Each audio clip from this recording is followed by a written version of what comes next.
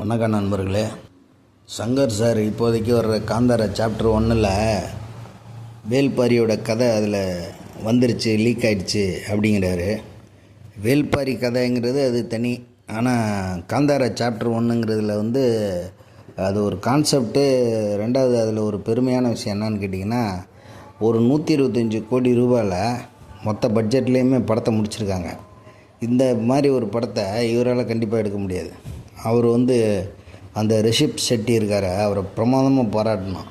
அவர் இப்போ வந்தாருன்னா அவருக்கு என்ன மாதிரி மரியாதை செய்யணுங்கிறது செஞ்சாலும் தகாது. அவ்வளோ பெரிய ஒரு சினிமாவில் இருக்கக்கூடிய ஒரு என்ன சொல்கிறது, தயாரிப்பாளர்களை காப்பாற்றக்கூடிய ஒரு ஆபத்துக்கு பாண்டவம் வாங்கல, அந்த மாதிரி ஒரு பாண்டவர் அவர். இவருக்கெல்லாம் அந்த லிஸ்ட்டில் வைக்க முடியாது. அந்த படத்தில் இப்போ அவர் காந்தாரான்னு ஃபஸ்ட்டு போட்ட படத்தை விட இந்த சாப்டர் 1ங்கிற படத்தில் அவ்வளோ பெரிய ஸ்க்ரீன் பிளேயெல்லாம் கிடையாது. ரெண்டாவது ஆர்ட் ஒர்க்கு, டெக்னிக்கல் ஒர்க்கு, அது இது எல்லாமே ஓகே.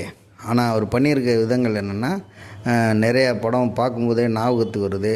அப்புறம் இவர் பெரிய மெச்சூர்டாக இருப்பாங்கள்ல, ஒரு சாக்ரட்டிஸ் லெவலில் காட்டுக்குள்ளே இருந்து ஒருத்தர் பேச முடியுமா, அந்த மாதிரி ஒரு அறிவுபூர்வமான சிந்தனை சிந்தித்து ராஜாக்களோட ராணிக்கிட்ட பேசுவார், ராஜாக்கள்கிட்ட பேசுவார். தொழில்துறை நடத்திக்கிட்டு இருக்க எக்ஸ்போர்ட் இம்போர்ட் பண்ணிக்கிட்டு இருக்க அந்த துறைமுகத்துக்கிட்ட இருக்கிற ஆளுகள்கிட்ட பேசுவார். இது மாதிரியெல்லாம் இருக்குது. இதெல்லாம் கொஞ்சம் லீடெல்லாம் இல்லாமல் இருக்குது. லீடெல்லாம் சேர்த்துருந்தா அந்த படம் இன்னும் பெரிய ஹிட் ஆகும். இருந்தாலும் அந்த படம் இப்போ கலெக்ஷன் பண்ணிடுச்சு. ஏன்னா 125 கோடி தானே. இன்றைக்கி இருக்கிற வியாபார யுத்தியில் அதெல்லாம் பெரிய மேட்ரு இல்லை. ஏன்னா 125 கோடிங்கிறது 300 கோடி ஓடிடியே வாங்குவாங்க.